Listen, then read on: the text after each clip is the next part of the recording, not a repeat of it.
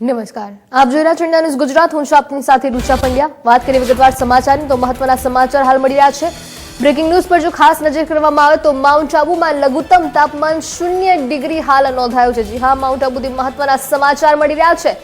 એક જ રાતમાં 6 ડિગ્રી લઘુત્તમ તાપમાન હાલ ઘટ્યાના મહત્વના સમાચાર હાલ મળી રહ્યા છે.